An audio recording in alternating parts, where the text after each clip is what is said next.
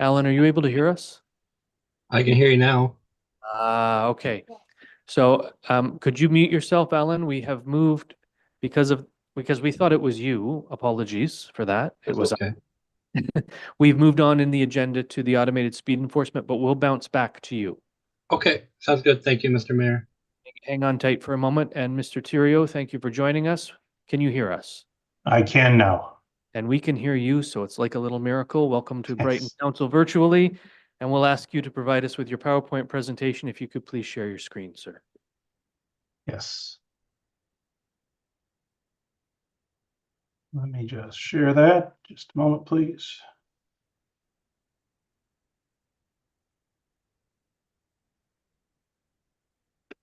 All right, I believe I'm sharing. We cannot see. Oh, here it comes. It was just slow. There we go. Yep, we can see you. Okay. Yep, thank you. All right. Thank you very much. I appreciate it. I apologize. The sound was off, so I missed the intro part of this, but I am ready to present and tell you all about the speed enforcement product here.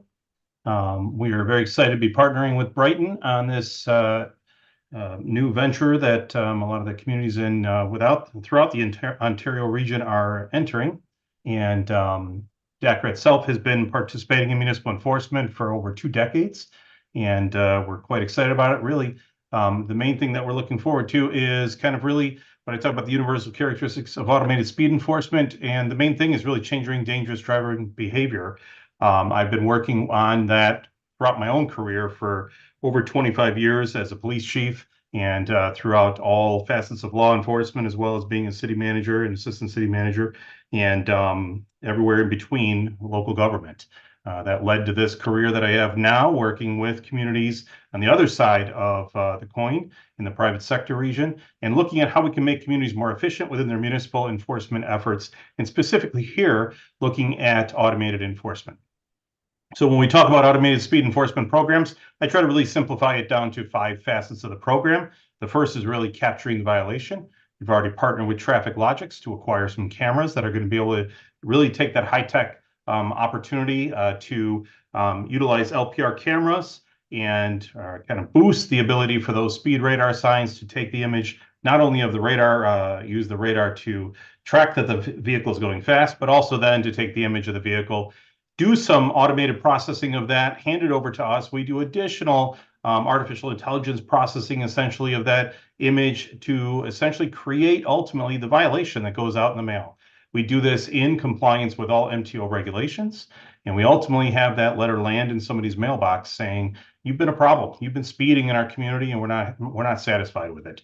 So it carries with it a financial penalty, and ideally, the first time we'll get their attention. And if not, there's a second, a third, a fourth that can continue to get their attention until they hopefully change their behavior.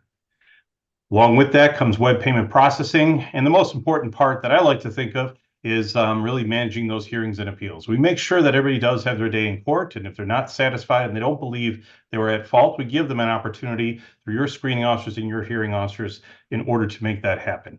And then last but not least, if they are not adhering to any of those opportunities to have their day in court and or to make right by paying that fine, we have an opportunity to work with the MTO on managing your plate denials. Now, it's not as simple as that, although the speed enforcer product will manage all that simply utilizing the assistance, of course, of your bylaw enforcement officer, Alan, who's on this call as well. But we really try to make it look as simple as possible. You have an awful lot of procedures along the way. Our company has been doing this for, as I said, over 2 decades. I think we're somewhere about mid last year, we processed over 10 million violations. We kind of went over a big mile marker from communities as large as Cook County, the second largest county in the United States, all the way down to communities that are as small as 1,000 people. So it's really not a matter of if a community is large or small. It's not a matter of if they're operating in conjunction with other communities working together. It's really about how do we make sure we adhere to rules and have a set of rules in place that the software follows as well to make sure that your rights are protected, your rules are protected, and you're keeping out of any risk danger zones as a municipality, while still ensuring that people are held to some account for their behaviors. So we're going to do that. We're going to make sure that your resources that you're bringing to bear, such as your provincial offense officers and any finance staff that are going to be managing the finances related to this, screening officers, hearing officers, that they're all managed as efficiently as possible by use of the software, which is integrating, of course, the cameras along with the software that we bring, and also the opportunities, of course, to operate as a joint processing center. Now, what does this all look like? That's one thing that's important to see is, what does it all happen? How does it all happen? I asked our software designer to do that. He's actually been designing the software for over 17 years, our actual program. This isn't an operation that continues to buy up and gobble up other companies and bring people in and out. This is a company that's been doing the same thing for a long time. And I asked him for a very simple program and description of it, and this is what he provided me. I always make a little joke about that because I like things a little bit more simple. So what we make sure is simple is the way that we present it to you. You're really going to operate under this three-step process. We're going to confirm the violation. Was it or wasn't it a violation? Number two, you're going to confirm the owner. Is what we're presenting to you the right information for the owner? Is that what you want to continue on with? In order to make that notice a notice or a citation, you actually have the ability to send these out as warnings along the way if you want, or full-blown citations. You have that flexibility within your system. This is an example of the software on step one. You're going to be confirming that violation. Here's an example of what the pictures look like that we're going to be providing you. There's going to be two pictures right within the software, but you have an ability to mine and go further, not only into those pictures, but into the other pictures as well. There's a set of 6 pictures that are brought together and stitched into an evidence package that's tucked away within our system, so that if they need to be brought before the screening officer or hearing officer, that data is there, as well as a variety of other data. You see some interesting things on here as 2 sets of plates that are matching in this case. They're matching, and we know they're matching because they're green. There's 2 sets of automated of AI information that are utilized. First, the camera company. They took that plate image, they looked at it, they read it, and they read something about it. They hand it over to us, and we very intentionally look in a separate manner using separate AI to make sure we're looking at it differently, and we come up with our information of what it is. We then compare the 2. If those 2 plates are correct, we give you a green bar on the bottom so that Alan can know and have a high level of confidence this image and this information is very correct, and then go about his business. If it's not exact, we had a little bit of misfire. There was a glare. There was something wrong with it. The plate was peeled a little bit. We're going to feed that to you in a yellow. If there's a high bit of error there, we're going to feed that to you in red. That's usually only about a 10% of time at max. Doesn't mean the plate can't be still red. It just means the human eye might need to do a little bit more work than the AI system. And we also give you an opportunity to see this data right here. You see in this particular violation, how many times was it seen? We're going to feed information to you so you can automatically see, is this a habitual offender that's coming through your town doing this? Or is this somebody that's come through just one time? We're actually going to give you additional information that will give you an opportunity to look at this individual or this set of individuals in a report format. I'll show you in just a minute that will tell you where these individuals are coming from. Step 2 is confirming the owner. We'll then take all that information. Once these images have been confirmed that, yes, this was a violation, we'll batch that up, send that off to the MTO. They'll send that information back to us. We'll populate all of that. Very little, just clicking a few buttons. It's all the processing effort on your behalf. We actually do all the heavy lifting for that. Once all that information comes back, that's where this will be set as either, yep, this is a warning or this is a citation. We're tracking things like how many days since the approval, how many days since the violation, to ensure all along the way that you're staying compliant with MTO rules of how this should be processed. And then last but not least, here's a sample of some of our community's warning letters. Here's a sample of a violation, that letters that can go out to these communities themselves that are going to be set up in compliance, consistent with your rules and your MTO regulations. Those letters will go out and they will continue on along the processing. I talked a little bit about how we can look at that data and how it comes back to us. This is a sample of the backside of a ticket.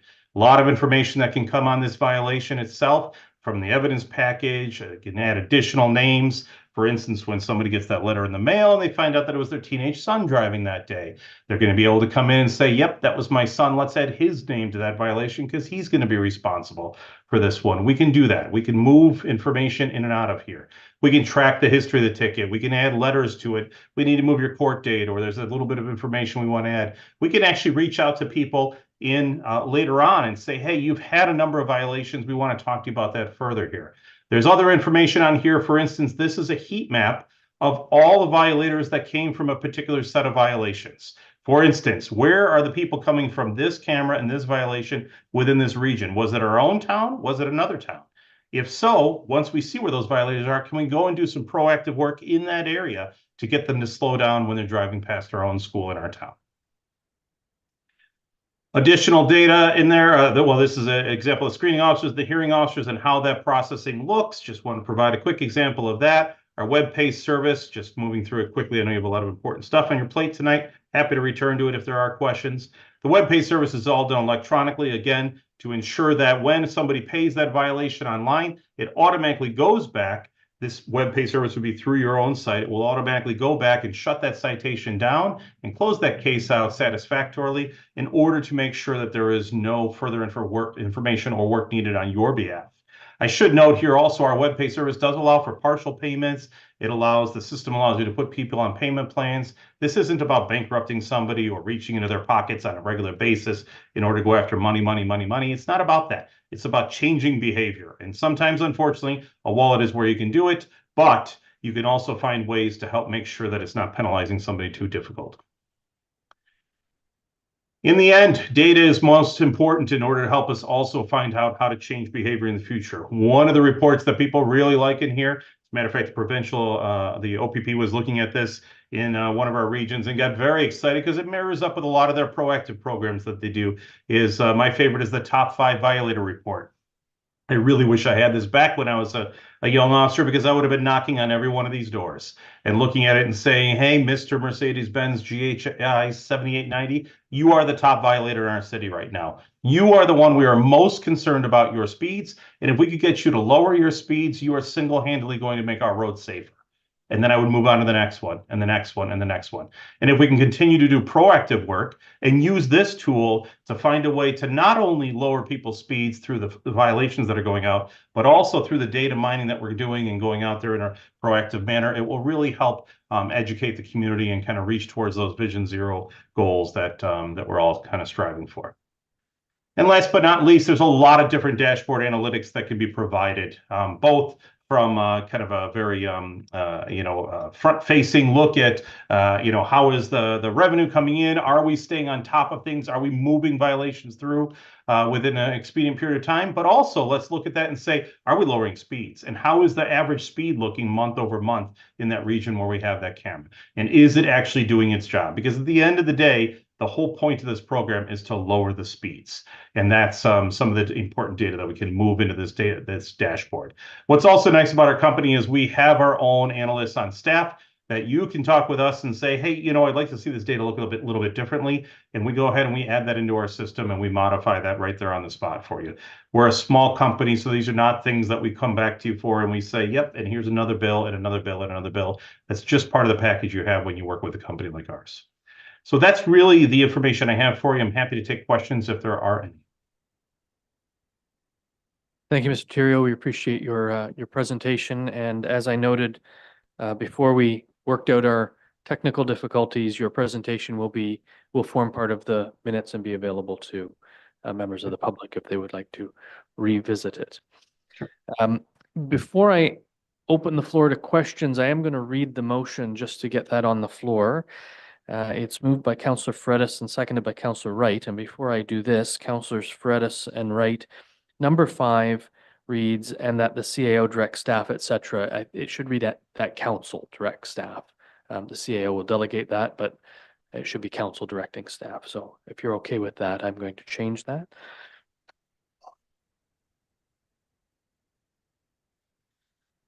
So it's moved by Councillor Fredis, seconded by Councillor Wright. The council receives a staff report dated May 13th, 2024 regarding a revised agreement with Dacratech Canada Inc. and the implementation and administration of an automated speed enforcement program.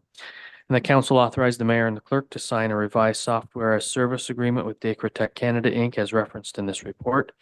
And the council direct the formation of a project implementation committee comprised of the following: one council member appointee, if available, as a council liaison. OPP officer be invited for coordinated speed enforcement. Dacra Tech Canada Inc. software representative be invited as needed. Municipal bylaw enforcement officer as the designated provincial offenses officer. Municipal engineer or designates for traffic control matters. Director of Finance and Administration or designate for fines processing. Manager of Information Technology for Dacra Tech Canada Inc. software coordination. Clerk's office for administrative monetary penalty screen officer processing. Director of Planning and Development for ongoing project support. And that council direct the CAO to form a technical administration team subsequent concurrent to the project implementation for purposes of ongoing administrative matters. And the council directs staff to present a draft policy for council's consideration regarding the designation of community safety zones under the Highway Traffic Act, RSO 1990, CH8, and that prior to activation of the ASC program, a 20-day period of a notice of a commencement is recommended after the signing of the agreements. The notice is recommended to be given through posting on the municipal website. Members of council, do you have any questions or comments with regard to the motion, the report, and or the PowerPoint presentation we've been presented with today? Councillor Wheeldon. Thank you. I did find a small typo on page 48. It's in Article 2.4 where it says software must fully operate. And I think we want to avoid folly wherever possible. Aside from that, it looked pretty good to me.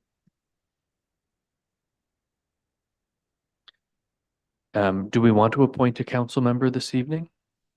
We might as well name that person if we do. Councillor Rowley, I'd like to nominate Councillor Ferretis. thank you. Is anyone object to me writing Councillor Fredis's name right here in the motion? Councillor Fredis, as the mover, I'd ask if you are okay with that, but are you still okay moving a motion that then names you as the appointee? I'm sure we can find someone else, but you're fine with it? Yeah.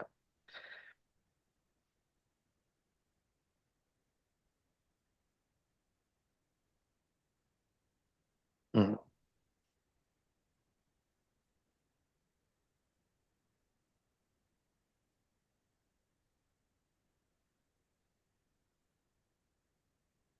So the first bullet point under 3 now reads one council member appointee, being Councillor Fredis, as a council liaison. Is that okay with you, Councillor Fredis, as the mover? Councillor Wright as the seconder? Yeah, okay. Any other questions? Go ahead, Councillor Boutwell. Thank you very much, and through you, Mr. Chair. So there's a reference here, the council received the staff report that is revised. What was the revision? Director Walsh? To Mayor to Council, there's a number of revisions to the agreement as per the original. The original is attachment number 1 or so to the report, but the main matter there that staff brought forward for highlighting is the idea that municipality has an opportunity to partnership with other municipalities and form a processing center in partnership with other municipalities. As a follow-up? It's a separate question. Go ahead. Second question, we have various appointees, including council appointee. We bring in our OPP, the DACRA folks and some staff members. Was there any thought given to having a community member on this committee? Director? The committee was really meant to be more of an implementation matter. I think the question of public consultation might have been more appropriate earlier in the program, i.e. through the first staff report. And being a matter of public health and safety, it's more critical to get this underway, I feel. And there's not a lot of opportunity for really defining or framing the program because the Act is very prescriptive. The Act says ASCs can only be placed in areas of school zones or community safety zones. And I think the time for public consultation might be when we bring back a community safety zone policy. And then when we go to do a bylaw to designate a community safety zone, then we have that policy framework to receive direction from. So there will be opportunity for public consultation. Councillor Butwell? Okay, as a follow-up to that, was not meaning so much more as a public consultation, but more as a sitting in witness to, something that's actually really interesting and is new in this area as a whole. So that was my point there. Does this committee have a firm end date? Like once this is implemented, it will be over and done with? Director? To the Mayor and Council, yes, the implementation committee is recommended for disbandment once the program is up and running. And we switch into just ongoing monitoring, administration, and looking at continuous improvements to it. So there's the two committees. So when it's time for the other committee to kick in, the first committee will have achieved its mandate and would be disbanded as recommended in the report. Thank you. Councillor Fredis? To the chair, as the council liaison to the implementation committee, I'd like to be out by June 1. To the mayor, I guess that's up to Council Fredis. He's on the committee now. Anything else from members of council? Thank you all. Thank you, Mr. Theriault, for joining us. We appreciate the presentation and the work that's been done in the background to get us here, particularly staff and Councillor Fredis, who has done a good deal of work shepherding this to this point. So thank you, Councillor Fredis, and certainly happy to see that you'll be the appointee. I suspect there might have been a revolution if you hadn't been, so.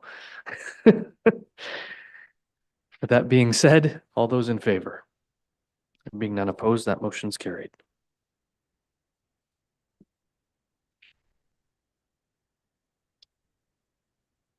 Now we'll flip back to 7.1 and Mr. McGee. This is the Brighton Applefest no pets permit. We've read your report. Do you have anything to add or highlight, sir? Thank you, Mayor. Through you, Mayor, nothing to add to the report. Thank you. I have a motion moved by Councillor Wheeldon, seconded by Councillor Wright. The council receives the staff report dated May 13th, 2024 regarding, no. I'm going to start again. It's moved by Councillor Fredis, seconded by Councillor Butwell, that council receives the staff report dated May 13th, 2024, being a bylaw to prohibit animals at the Brighton Applefest event, and that council authorize the approval and execution of the no animals at Applefest bylaw as outlined in attachment number 1, attached here 2, and further that the administration monetary penalty bylaw be amended to include table number 10 as shown on attachment number 2. Is there any discussion? Councillor Wheeldon. Thank you, Mayor. Through you, Mayor. I noticed that persons appointed to enforce this bylaw are listed here among OPP officer, municipal enforcement officer. How would somebody be so appointed? Mr. McGee? Through you, Mayor, typically when we marked out the enforcement of the bylaw, we named the individuals. I believe someone mentioned last year the OPP were speaking to people as well with pets, so that's why they were included. And myself, obviously. I suspect that didn't quite answer your question. Councillor Wheeldon? It almost answered my question. So the people who will be enforcing this at Applefest will be OPP officers who will be circulating through the event, and yourself. Will there be anyone else appointed, or is that other persons appointed just kind of a catch-all in case we need to designate someone else? Mr. McGee? It's a catch-all in case you need to designate someone else. I mean, I've never participated in Applefest, so I've heard that security has been appointed for commissionaires during the event. So I don't know if it's true or not, but they can also enforce the bylaw. Thank you. Anything further from members of council? Councillor Butwell? Thank you, Mr. McGee, through the mayor. So we're not looking at bringing on any additional bodies, just the bodies yourself included, that were expected to be there? Mr. McGee, That's correct. Thank you. Councillor Rowley. If I could maybe just clarify a little bit of that as far as Councillor Wright and I are both sitting on Applefest. And yes, we do hire OPP who are there for several hours. We have several shifts from, I think, 6 in the morning. And I think this year they'll be there till at least 10 or 11 at night, along with commissioners / security people. So they would certainly be there all day. Thank you. Anything further from members of council? All in favor?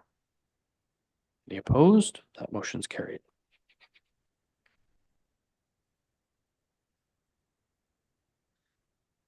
And move on to the sign bylaw variance report. Mr. McGee, we've read your report. Do you have anything to add or highlight, sir?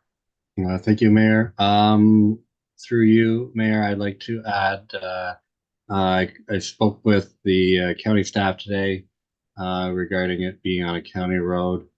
They had no issues with the sign. It's basically a refacing. It's not a new structure. I believe Jumbo Joe's used it as a sign to advertise a gas station and the price of gas and then the business prior. So it's nothing new. So the county had no issues with that sign being on the road.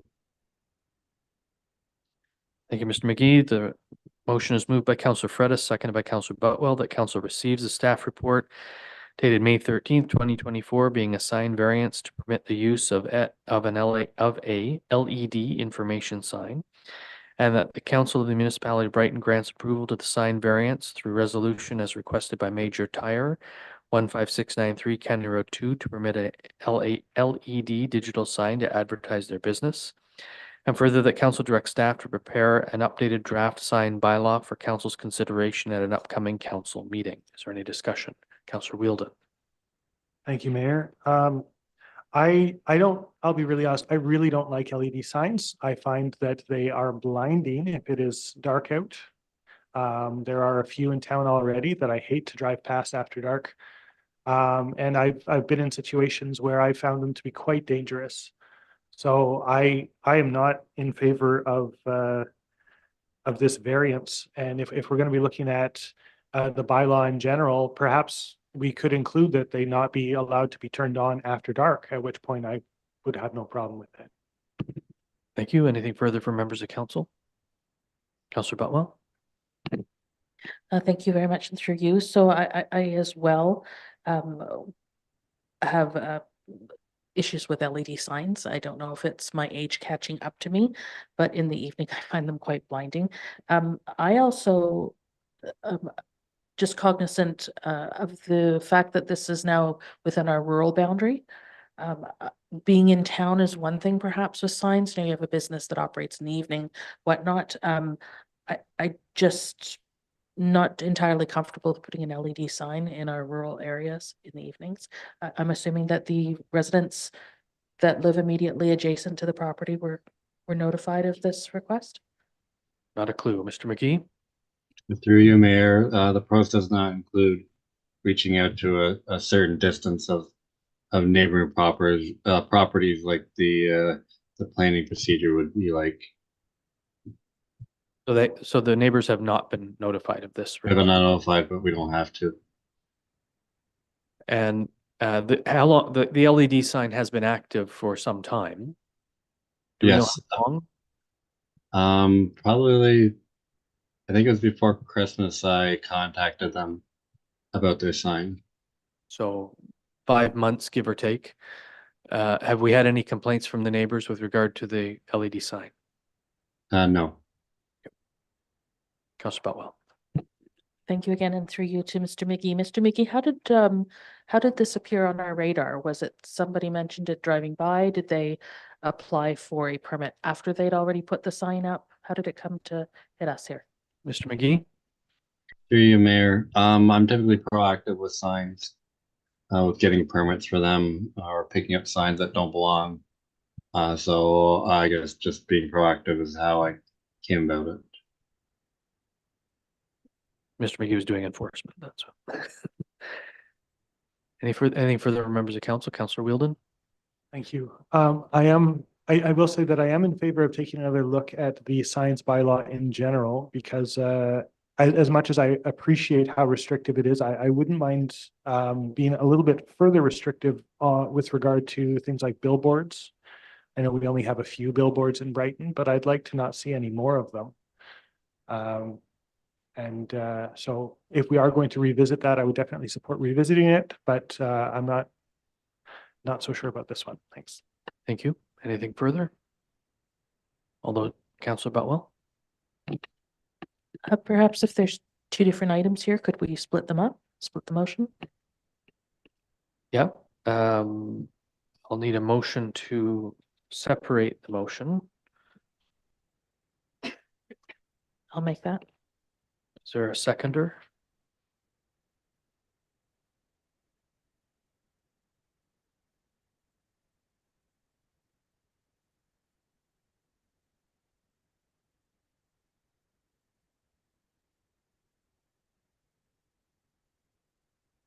Moved by Councillor Butwell, seconded by Councillor Wheeldon, that the motion be separated into its two parts. Is there any discussion? Those in favor? Any opposed? Motion's carried.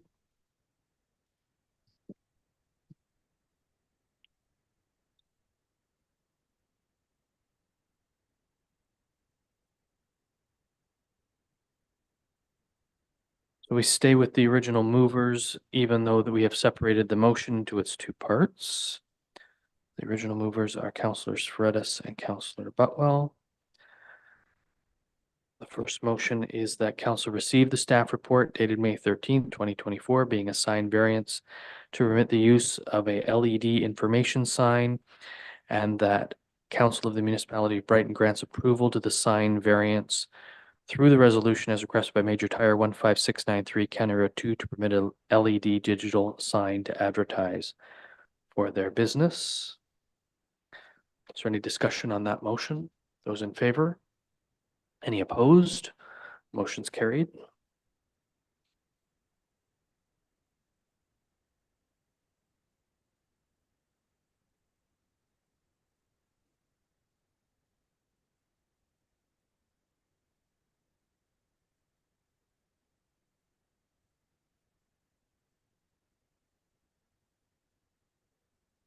It's moved by Councillor Fredis, seconded by Councillor Butwell, that council directs staff to prepare an updated draft sign bylaw for council's consideration at an upcoming council meeting.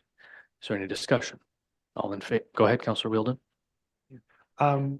Did we intend to put a date on that, or is this, I mean, I guess I don't see it as a huge priority. I don't want it to bump anything else. Yeah, there's no date on it now, unless members of council feel that it needs to be bounced up in priority. I think Okay. we just let it, staff are recognizing that it's time to update the bylaw, given the variance, and so Okay. let's thank you. provide them with the direction to do so. Councillor Paredes. Through the chair, I wonder, I think Councillor Wheeldon also used the term billboard. Should the scope of this revision incorporate billboards as well as just signs? Because I view them as distinct. Yeah, it's billboards are included in our sign bylaw, and I suspect staff were making notes as to the concerns around the table. Anything further from members of council? Those in favor? Are there any opposed? Motion's carried. Madam Clerk, if you have any concerns with regard to what I've written down there, please let me know. Okay. Thank you, Mr. McGee. We appreciate your information for us this evening. Which brings us to next staff report being public engagement strategy for proposed development, Trailside Woods, 1984783 Ontario Inc. Being 175A Ontario Street. And Mr. Warren, we've read your report. Do you have anything to add or highlight, sir? Thank you, Mr. Mayor. Just I'll just say that, so from the initial feedback we had on the three concepts at the municipal development review team, they kind of liked parts of all three. And so we'd be looking at potentially having maybe a fourth option that incorporates those three elements. Obviously, we'll be working with the proponent to find out the best mix, making sure that we do what we can with the residents that are there, the parkland dedication, the trail connections to the north and to the east, and also making sure that traffic can move quickly, but not fast enough to require any speed action. And also that the parkland is in appropriate for the council approved Parks and Recreation Master Plan, and we'll get a date for the open house as soon as possible.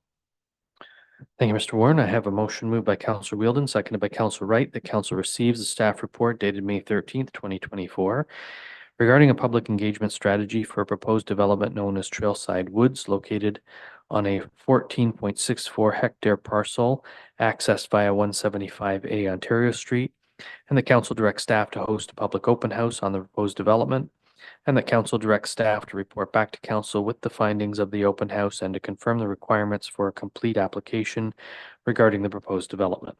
Is there any discussion? Those in favor? There being none opposed, that motion's carried.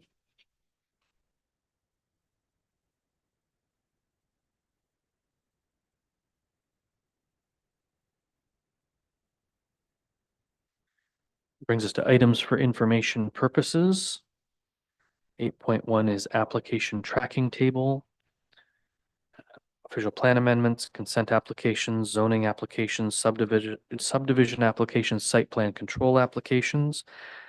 It's moved by Councillor Rowley, seconded by Councillor Wheeldon, that council receive the application tracking table for information. Is there any discussion? All those in favor? There being none opposed, that motion's carried.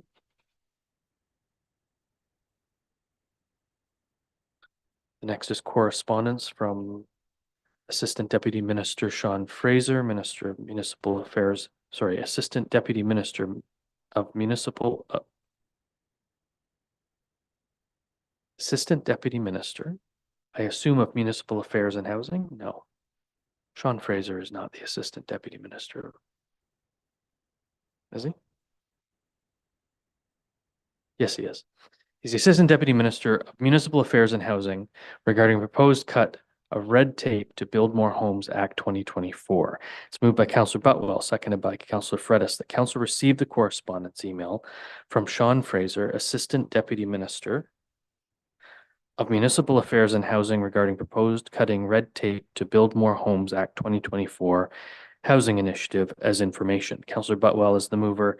I have removed the second minister, which was very confusing for me when I was reading this. Not at all. Councillor Fredis, you're okay with that? And you're okay with that as a seconder? Is there any discussion, questions, or comments on the correspondence? Councillor Fredis.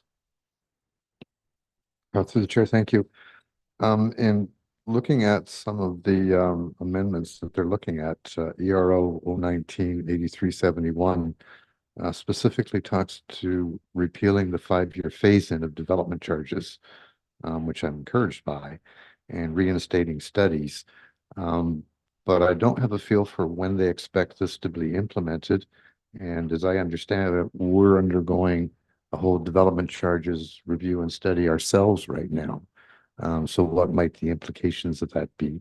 And additionally, if I could also put in another plug for the consideration of impost fees in our own development study. Does anyone have a suggested answer to that question? Through the Mayor to Council, staff plan on bringing a report back in June to give a summary of some legislative changes that are coming through, including PPS changes, the Provincial Policy Statement under Section 3 of the Planning Act, and Bill 185, some other provisions that I think are also referenced in here, in 185. And just to give you a summary of the key changes as it may affect Brighton.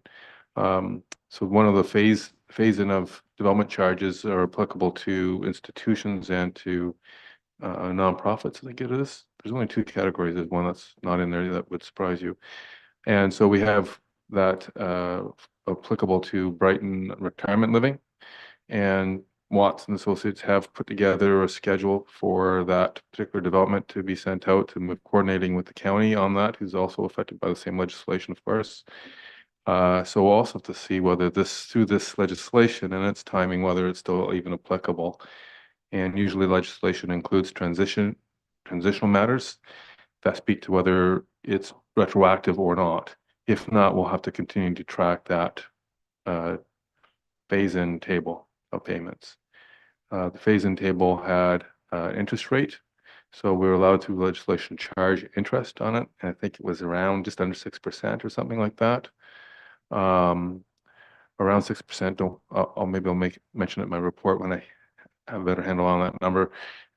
So I think some municipalities actually do defer. They had that in place before that legislation came in and did charge interest. So it's something that municipality will have to decide whether they want to do or not.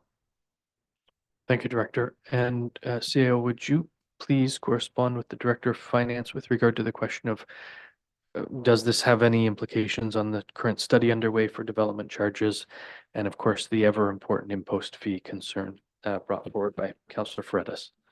Absolutely. And through you, Mr. Mayor, to Councillor Fredis, we have ensured that the impost fees item will be addressed during the development charges study. So you will get it back.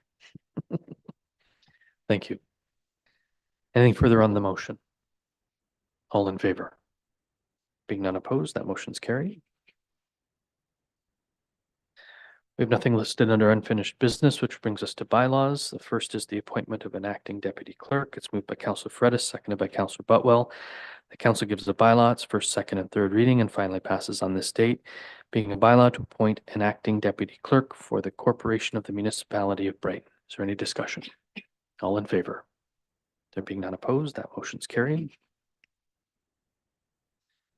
The next is Consent Development Agreement Bylaws Z09-2023. It's moved by Councillor Rowley, seconded by Councillor Wheeldon. The council gives a bylaw its first, second, and third reading and finally passes on this date. Being a bylaw to authorize the mayor and the clerk to execute a development agreement between the Corporation of the Municipality of Brighton and Elizabeth Clark for the property located at 0 Percy Boom Road, legally described as part of Lot 32. Concession 10, as in NC 305866, Municipality of Brighton, as in accordance with subsection 51, sub 26 of the Planning Act RSO 1990, Chapter P 13. Is there any discussion? Those in favor? There being none opposed, that motion's carried. And a zoning bylaw amendment Z09-2023, moved by Councillor Wheeldon, seconded by Councillor Wright. The council gives bylaws for second and third reading and finally passes on this date.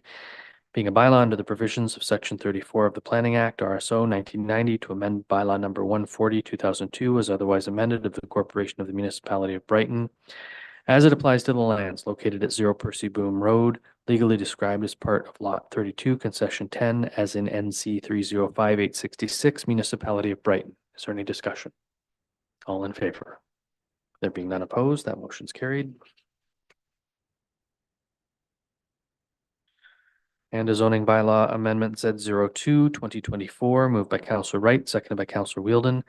The council gives a bylaw its first, second, and third reading and finally passes on this date, being a bylaw under the provisions of Section 34 of the Planning Act, RSO 1990, to amend bylaw number 140/2002 as otherwise amended of the Corporation of the Municipality of Brighton as it applies to the lands located at 0 County Road 26 and 918 County Road 26, legally described as part of Lot 31, Concession 2, being Part 1 on Registered Plan 39R 10354 and part of Lot 31, Concession 2, being Part 2, 3, 4, and 5 on Registered Plan 38R 4117. Is there any discussion?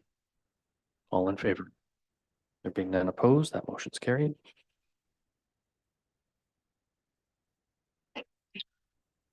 And Consent Development Agreement for Z02-2024.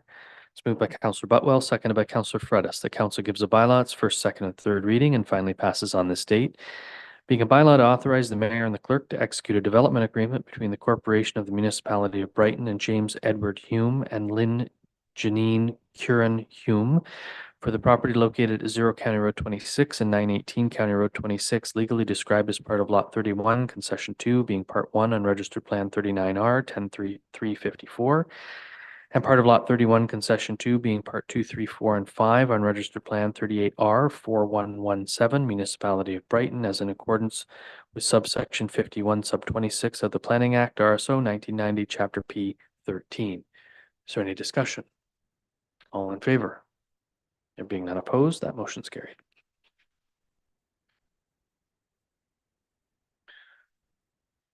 Is there anyone present who has a question with regard to anything that was on tonight's agenda? Neither gentleman in the gallery have a question, and I don't see anyone on Zoom for that purpose. So I will read a motion to proceed into closed session. If council chooses to do so, we will take a 10-minute recess. And I will note that the live YouTube stream will end, and we will not return to the live YouTube stream when we return to the open session. I have a motion moved by Councillor Butwell, seconded by Deputy Mayor Anderson, that council resolve itself into closed session May 13th, 2024 at 7:22 p.m. pursuant to the Ontario Municipal Act RSO 2001 as amended, subsection 239(2)D, labor relations or employee negotiations update on QP negotiations. Is there any discussion? All in favor? There being none opposed, that motion's carried. It is 7:22 p.m. We will take a 10-minute recess as staff prepare for the closed session. Thank you.